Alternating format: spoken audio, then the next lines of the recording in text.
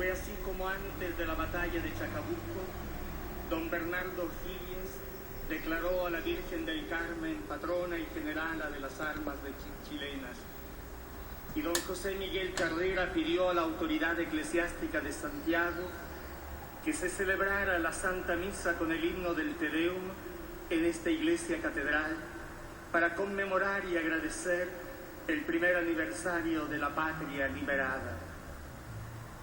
Esta ininterrumpida tradición, expresión genuina del alma de Chile, solo se suspendió el año 1973, en que debido a la situación imperante, en vez de entonar un Te Deum, al recordado cardenal Silva Enríquez le pareció más adecuado reunir a las autoridades del país en una oración por Chile, para pedir también por los caídos en el templo de la gratitud nacional. Desde ese lejano 1811 hasta el Te Deum que hoy nos congrega, ha pasado el tiempo y la vida de nuestro pueblo por coaliciones gobernantes de distintos signos que han impulsado otros tantos proyectos de desarrollo imposibles de resumir en pocas palabras. No han faltado poetas, poetisas y antipoetas que han brillado en el universo de las letras, ni sabios y santos que han fecundado nuestra historia. Todo ello, unido a la vida de cada uno y cada una de sus habitantes, nos reúne gozosos en este Te Deum para dar gracias a Dios, el Padre de las luces, de quien viene todo don perfecto. ¿A qué Dios queremos servir? Junto a nuestra gratitud, resuena con fuerza en esta asamblea la pregunta de Josué, cuando reúne al pueblo que ya ha llegado a la tierra prometida. Después de haber vivido 40 años en el desierto y de haber alcanzado la tan anhelada libertad, ha llegado la hora de encontrarse con lo más esencial de la propia identidad. Esa identidad, fundamento y consistencia del futuro del pueblo. En Siquén, Josué convocó a sus ancianos, cabezas de familia, jueces y alguaciles, para madurar una decisión de trascendental importancia: renovar o rechazar la alianza con Yahvé. Entonces Josué los instó a servir al Señor y les dijo: si les resulta duro servir al Señor, elijan hoy a qué Dios quieren servir. Que yo y mi casa serviremos al Señor. Y el pueblo respondió: lejos de nosotros abandonar al Señor para ir a servir a otros dioses. También nosotros serviremos al Señor. Él es nuestro Dios. Sería de esperar que nuestra respuesta a esa pregunta fuera un amén rotundo a Dios de nuestros padres y madres en la fe. Sin embargo, es de temer que la respuesta no sea tan nítida como la que ellos dieron en Siquén o como la que se dio en los momentos fundacionales de la patria.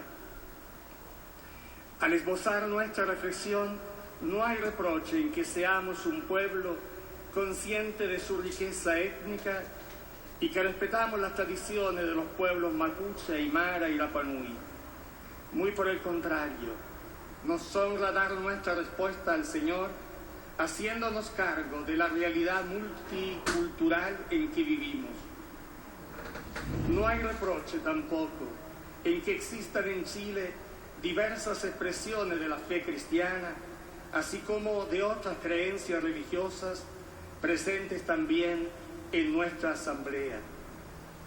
Todas estas expresiones creyentes pueden concurrir con sus tradiciones y carismas a entonar una hermosa sinfonía a la que también pueden sumarse las personas que buscan el rostro de Dios y no lo encuentran. En verdad, Chile tiene muchísimo que agradecer en diversos campos de la vida del país. Más aún si nos medimos con otros pueblos cercanos y lejanos, que son probados por la guerra, el hambre, la miseria e incluso por temibles crisis económicas. Sin embargo, entre nosotros, en que debido a un esfuerzo compartido hay menos desempleo, mayor estabilidad económica y mejores condiciones de vida para buena parte de la población, en vez de gratitud aparece una sensación de incomodidad, de insatisfacción, que dificulta visiblemente nuestra convivencia y por ende nuestra manifestación de fe en el Señor.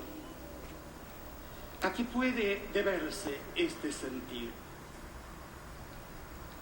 No es el momento para hacer un análisis más pausado, pero una de las razones que está en la raíz de este malestar se debe a una crisis de confianza que se ha transformado en un virus omnipresente que contagia las relaciones de nuestra vida familiar, social, política y también eclesial. Se desconfía de la autoridad, se desconfía de las instituciones, se desconfía de las buenas intenciones y hasta de la viabilidad de los proyectos propios. Esta misma desconfianza tensiona la vida familiar, nos aleja de nuestro prójimo y crea barreras entre grupos y sectores. Por esta razón, el diálogo que necesitamos para solucionar nuestras querellas se ve interrumpido, coartado, ensombrecido, y hasta desconfiamos de su factibilidad y eficacia para lograr los acuerdos necesarios.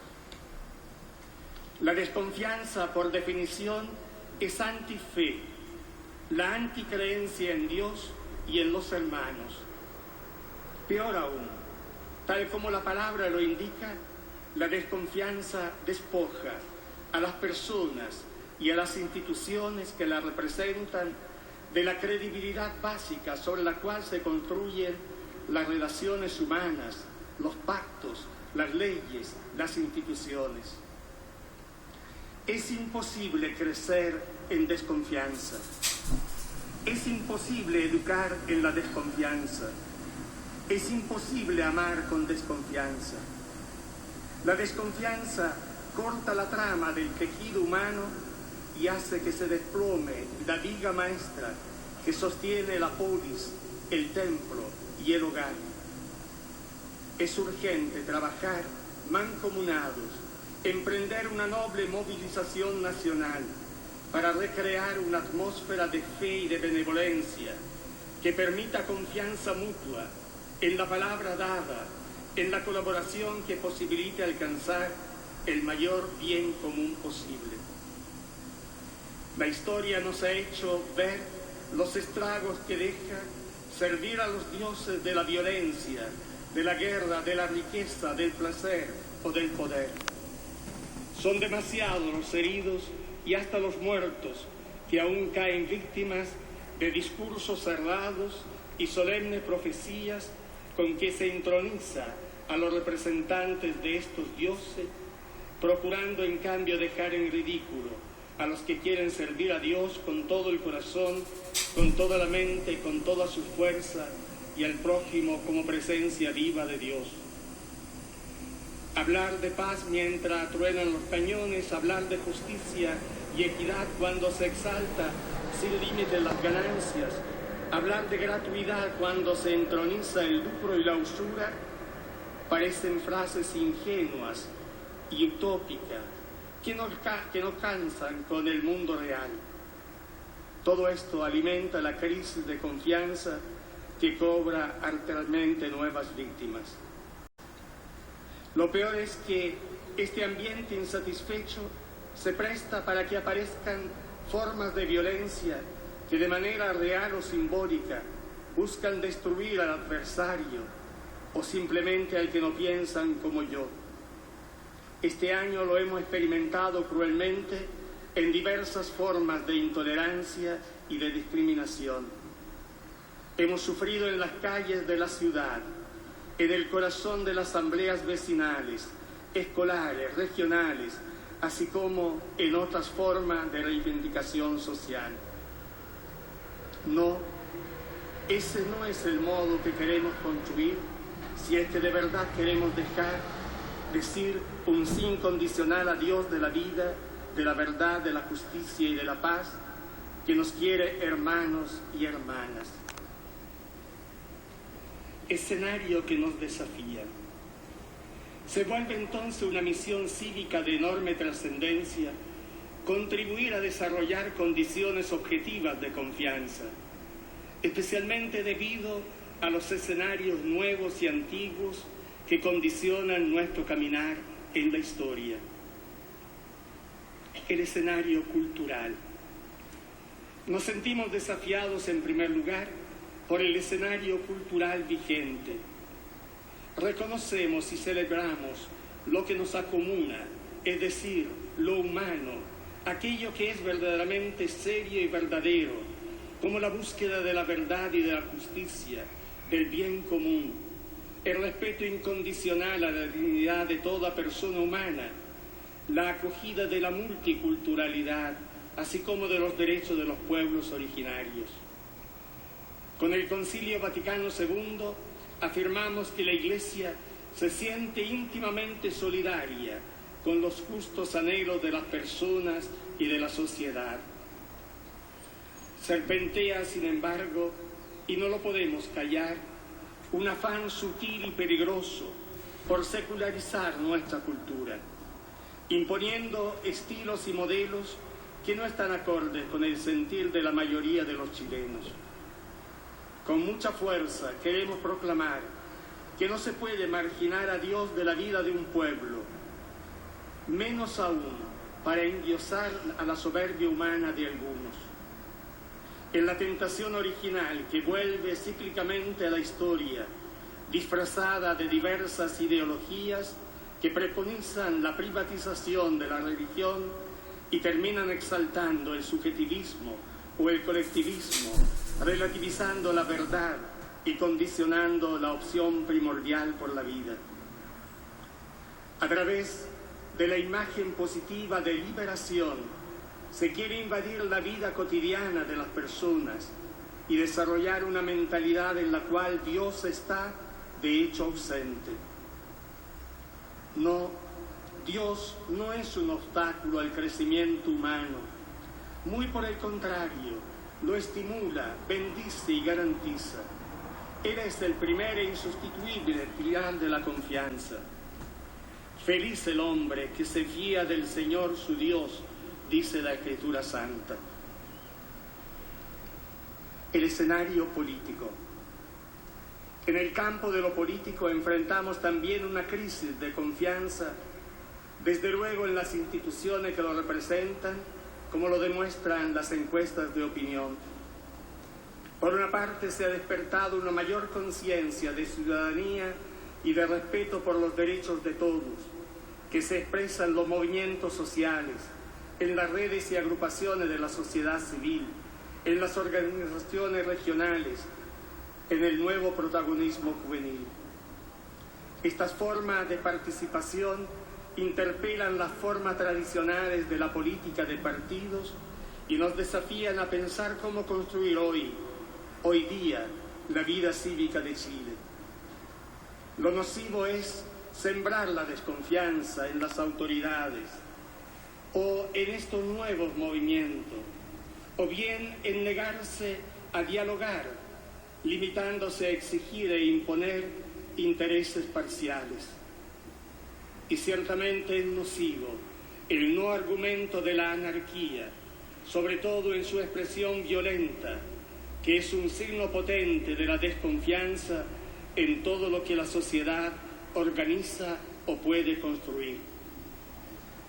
Es muy necesario ayudarnos a valorar las instituciones básicas del país, comenzando por la familia y la escuela, siguiendo por los tribunales de justicia, el Congreso y la Presidencia de la República. Para ello se necesita estar a la altura de las demandas sociales, destacando en los hechos dos conceptos esenciales de la construcción de un pueblo. La búsqueda honesta del bien común por sobre todo los bienes particulares y el sentido de servicio en todos los quehaceres ciudadanos del país. Estas son formas probadas que ayudarán a derribar la desconfianza que se ha instalado en el debate nacional y ayudarán no poco a dar la propia aportación de participación a la construcción de la ciudad, cumpliendo los más elementales deberes cívicos. El escenario económico. El agotamiento de la economía del bienestar que hoy sacude a gran parte de Europa y el endiosamento de la economía del mercado han llevado al mundo a una crisis muy aguda, de la cual nuestro país se ha librado en parte por la buena administración económica de las coaliciones que nos han gobernado. Sin embargo, hay un comprensible malestar ante la distribución inequitativa de la riqueza, que produce desigualdades escandalosas, falta de oportunidades y hasta exclusiones de los beneficios logrados. La derrota de la pobreza extrema, en la que se ha dado pasos significativos, debe seguir siendo prioridad de la agenda política. Pero yendo más a fondo, el Papa Benedicto XVI pone el dedo en la llaga de una urgencia postergada. Abro comillas. El gran desafío que tenemos, planteado por las dificultades del desarrollo en este tiempo de globalización y agravado por la crisis económico-financiera actual, es mostrar, tanto en el orden de las ideas como de los comportamientos, que no solo se pueden olvidar o debilitar los principios tradicionales de la ética social, como la transparencia, la honestidad y la responsabilidad, sino que en las relaciones mercantiles el principio de gratuidad y la lógica del don como expresiones de fraternidad pueden y deben tener espacio en la actividad económica ordinaria. Esto es una exigencia del hombre en el momento actual, pero también de la razón económica misma, una exigencia de la caridad y de la verdad al mismo tiempo. En los 80 años, continúa el Papa, mi predecesor Juan Pablo II señaló esta problemática al advertir la necesidad de un sistema basado en 3 instancias: el mercado, el Estado y la sociedad civil. Consideró que la sociedad civil era el ámbito más apropiado para una economía de la gratuidad y de la fraternidad, sin negarla en los otros 2 ámbitos. Hoy podemos decir que la vida económica debe ser comprendida como una realidad de múltiples dimensiones. En todas ellas, aunque en medida diferente y con modalidades específicas, debe haber respeto a la reciprocidad fraterna. En la época de la globalización, la actividad económica no puede prescindir de la gratuidad que fomenta y extiende la solidaridad y la responsabilidad por la justicia y el bien común en sus diversas instancias y agentes. Se trata, en definitiva, de una forma concreta y profunda de democracia económica. La solidaridad es, en primer lugar, que todos se sientan responsables de todos. Por tanto, no se puede dejar solamente en manos del Estado. Mientras antes se podía pensar que lo primero era alcanzar la justicia y que la gratuidad venía después como un complemento, hoy es necesario decir que sin la gratuidad no se alcanza ni siquiera la justicia. Se requiere, por lo tanto, un mercado en el cual puedan operar libremente con igualdad de oportunidades empresas que persiguen fines institucionales diversos, junto a la empresa privada, orientada al beneficio de los diferentes tipos de empresa pública, deben poderse establecer y desenvolver aquellas organizaciones productivas que persiguen fines mutualistas y sociales. de la recíproca interacción en el mercado se puede esperar una especie de combinación entre los comportamientos de empresa y con ella una atención más sensible a una civilización de la economía. En este caso, caridad en la verdad significa la necesidad de dar forma y organización a las iniciativas económicas que, sin renunciar al beneficio, quieren ir más allá de la lógica del intercambio de cosas equivalentes y del lucro como fin en sí mismo. El escenario educativo. No cabe duda que la educación es una realidad insoslayable para el pleno desarrollo del ser humano y de la sociedad en general, y que aunque cada administración busca perfeccionar lo recibido, siempre queda un espacio abierto e inacabado. Sobre esta materia hay mucho que escuchar y algo que decir. Desde luego que es falsa la oposición entre educación pública y privada, por la simple razón que, independientemente de quién la imparta, la educación como tal es un bien público que la sociedad y el Estado deben cautelar. Es de esperar que los nuevos recursos que se espera recaudar en esta reforma tributaria vayan en ayuda de sectores más vulnerables, haciendo confianza tanto en la escuela municipalizada, potenciándola con verdadero interés, como en otras iniciativas privadas, sea en la educación gratuita o de financiamiento compartido. Lo esencial, más que los aportes económicos, son los contenidos de la educación, la calidad de los pedagogos y la restauración de un clima de confianza en que todos los miembros de la comunidad escolar puedan hacer su aporte para la formación integral de los alumnos. Ante el actual escenario educativo surge espontánea la pregunta: ¿por qué algo que es correcto en su origen y en sus manifestaciones se vuelve tan conflictivo? Nuevamente aparece el virus de la desconfianza que impide sentarse a la mesa del diálogo fecundo para explorar las mejores respuestas a esta necesidad tan sentida como compartida. El escenario comunicacional. Es un hecho que en el actual escenario del mundo y del país, los medios de comunicación social, unidos a las redes sociales, tienen una importancia decisiva. Quienes los dirigen y utilizan prestan el servicio insustituible de relacionar a las personas y a los pueblos a través de la información, la entretención y la formación en valores.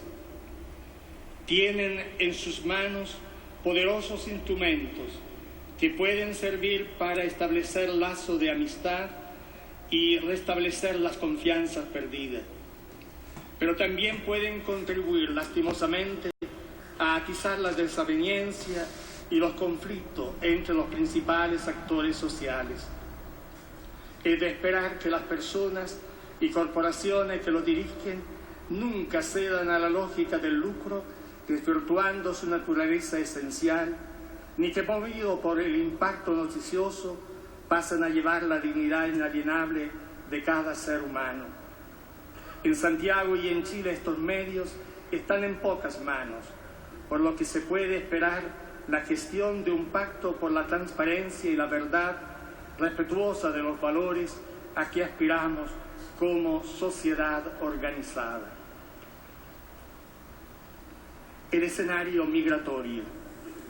En fin, sería incompleta mi palabra si no hiciera un llamado a la acogida y a la confianza a los migrantes que llegan a nuestra tierra en busca de nuevas oportunidades y en algunos casos huyendo de situaciones opresivas, como sucedió a muchos chilenos en el pasado no lejano. Nuestra patria se ha formado con la riqueza que han aportado diversas migraciones a lo largo de su historia. Nuestra patria se ha enriquecido con el aporte de artesanos, sabios y misioneros que han regalado sus vidas al servicio de Chile y en especial a la formación de jóvenes generaciones que han detentado responsabilidades políticas, económicas y sociales en el país. Además de nuestras raíces judeo-cristianas, nos ha legado como mandato de Dios la acogida al hermano cuando es forastero. Es de esperar que este mandato, que con tanta gracia cantamos, se haga música en el corazón de los que llegan y jamás sean explotados, aprovechando la vulnerabilidad de su situación migratoria. Una esperanza que no defrauda. Tanto el mundo de la educación como el religioso y eclesial se han visto golpeados por los casos de pedofilia y abuso sexual que todos conocemos. Esta es una realidad que nos duele profundamente, sobre todo cuando estos casos involucran a personas consagradas a Dios y al servicio de los hermanos. Por esta razón, la Iglesia universal y local ha tomado medida muy seria para enfrentar estos delitos cuando se trata de menores y para investigar los actos impropios y falta a la probidad requerida en el ministerio consagrado. Estos hechos han sido causa de desconfianza en la Iglesia y en las confesiones religiosas afectadas por estas denuncias. Ojalá la misma energía que se ha usado para denunciar se utilice también para reconocer y divulgar los procedimientos y las medidas adoptadas por la jerarquía de la Iglesia y los establecimientos educacionales. Y más aún, para reconocer y apoyar las iniciativas de la Iglesia Católica y de las confesiones hermanas para erradicar estos males, para predicar la fe y fortalecer la comunión de todos. Gracias a Dios, la vida de la Iglesia es mucho más que estos hechos estridentes. Hay en ella una vitalidad entusiasmante basada en la confesión de la fe en Jesús, el Santo de Dios, y en la certeza de que tiene caminos de vida plena para cada persona y cada pueblo. Esta es la savia siempre nueva que está en el corazón de la formación que seguimos entregando a través de cientos de parroquias, capillas, colegios, escuelas y movimientos presentes en la Iglesia de Santiago y en las iglesias hermanas a lo largo del país.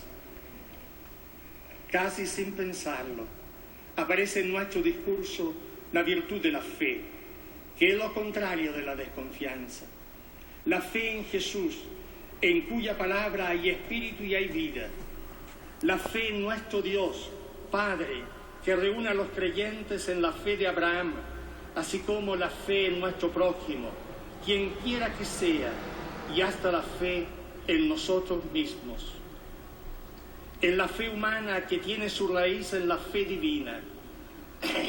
Siempre la virtud de la fe en el corazón contiene las certezas que alejan y hasta destierran toda desconfianza. Inmensa es la fe de María, la Madre de Jesús. Generosa la fe de Pedro al adherir a Jesús cuando muchos se escandalizan de sus enseñanzas. Grande es la fe del Padre Alberto Hurtado, de Teresita de los Andes. Conmovedora la fe del pueblo sencillo, de la Iglesia Santa de cada día. Sin fe, sin confianza, no se puede recomponer la vecindad ni la convivencia en el barrio, en el foro, en el congreso o en la escuela. Sin fe, sin confianza, se deshacen las lealtades, se destruyen los pactos y hasta se aprueban leyes transeúntes sin un serio arraigo en quienes las discuten y las aprueban. Sin fe, sin confianza, no se puede sanar la convivencia herida, generándose la dispersión de las mejores propuestas y el aislamiento fatídico de cada cual en su verdad carente de credibilidad. Por eso este año, convocado por el Santo Padre al celebrar 50 años del Concilio Ecuménico Vaticano II, viviremos y celebraremos el año de la fe. con unas iniciativas tendientes a fortalecer la columna vertebral de nuestra comunión. Un año en que nos pondremos al servicio de todos para ayudar a fortalecer la confianza mutua, en que con humildad esperamos también ser dignos de la confianza de quienes se han alejado de nosotros.